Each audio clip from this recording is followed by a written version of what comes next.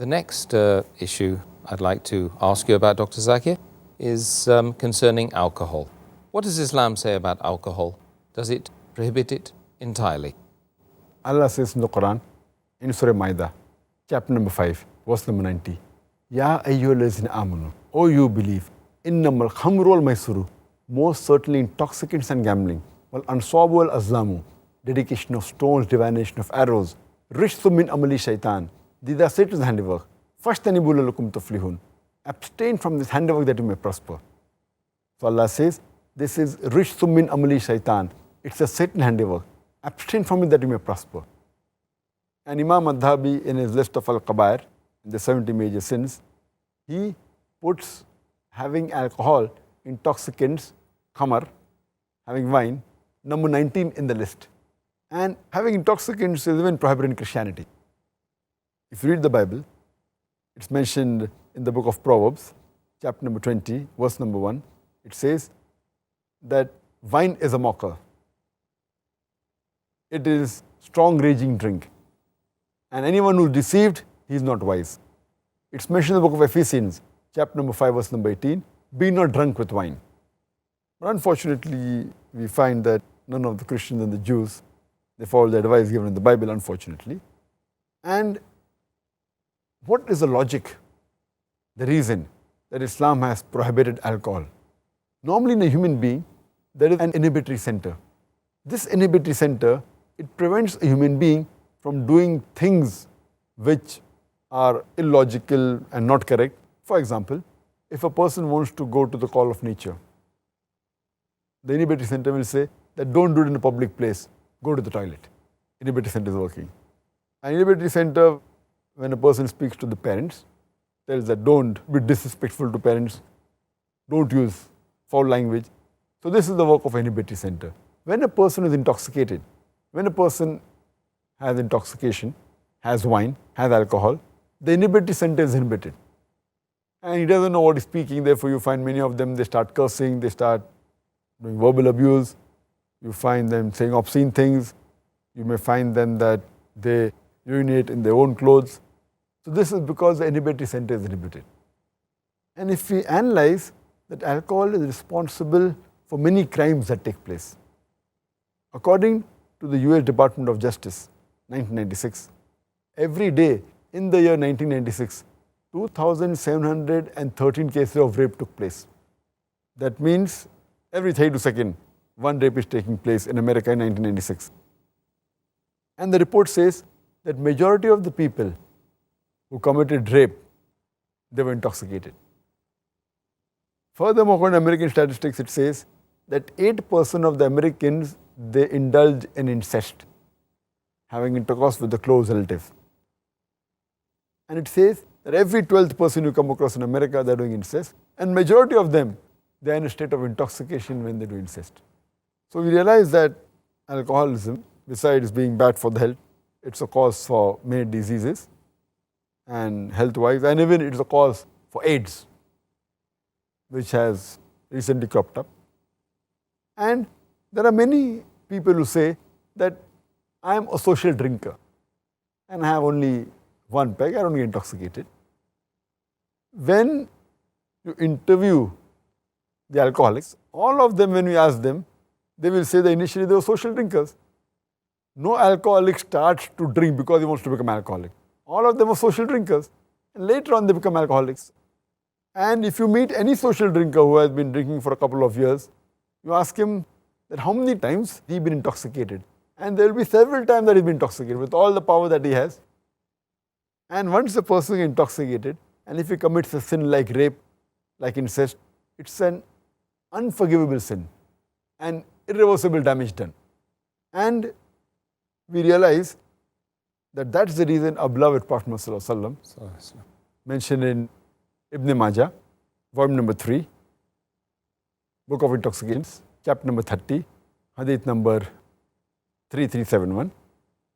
The beloved Prophet said that intoxication, alcohol, is the mother of all evils.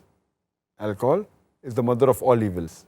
And further mentioned in Ibn Majah, volume number 3, Book of Intoxicants, chapter number 30, Hadith number 3392, the beloved Prophet said that anything which intoxicates in large quantity is even prohibited in small quantity. No excuse for nipper or tot. You can't say that I'll take a peg, Whatever intoxicates in large quantity is even prohibited in small quantity. And the beloved Prophet, he has cursed 10 categories of people who indulge in alcohol. It's mentioned in Ibn Majah, volume number 3, Book of Intoxications, chapter number 30, Hadith number 3380. The beloved Prophet said, 10 categories of people who indulge in alcohol are cursed.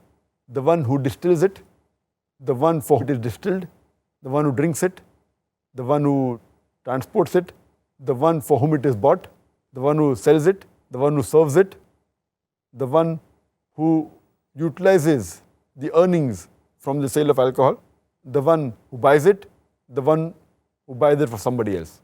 So all these 10 categories of people, they are cursed by Allah subhanahu wa ta'ala.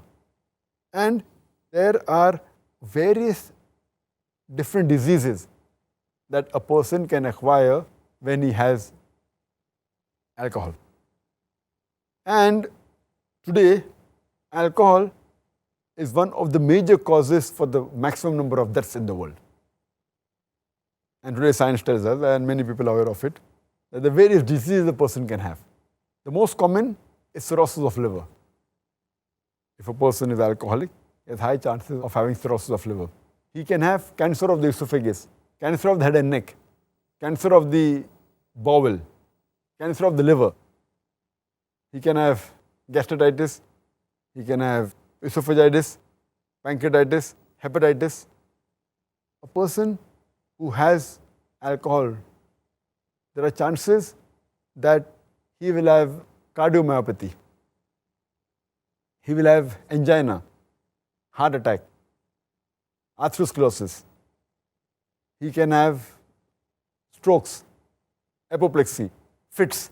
A person who has alcohol regularly, there are high chances that the person, he can have cortical neuropathy, cerebral neuropathy, he can have peripheral neuroma. There are various diseases that a person can have due to the consumption of alcohol. Diseases such as Wernicke-Korsakoff syndrome that involves amnesia of the recent memory and retention of the old memory. It's due to thiamine deficiency. A person who has alcohol, he can have delirium tremens, which is associated with alcohol. A person can have pellagra and he can have skin diseases. A person who takes alcohol regularly, there are high chances that he can have endocrine disorders like mixed edema, like hypothyroidism. He can have hematological disorders like microcytic anemia. He can have jaundice. He can have thrombocytopenia. He can have platelet disorders. A person who has alcohol, there are chances that the common drugs like metronidazole, flagyl, they can create a problem for a person who has alcohol regularly. A person who has alcohol regularly, he can have infections because the immunity system is decreased.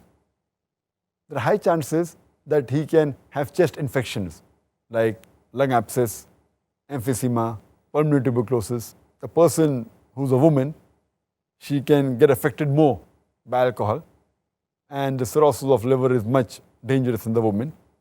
If she's pregnant, she can have the alcohol fetal syndrome. There can be skin disorders like alopecia. There can be nail dystrophy. There can be angular stomatitis. You can keep on listing the diseases for hours together only because of the consumption of alcohol.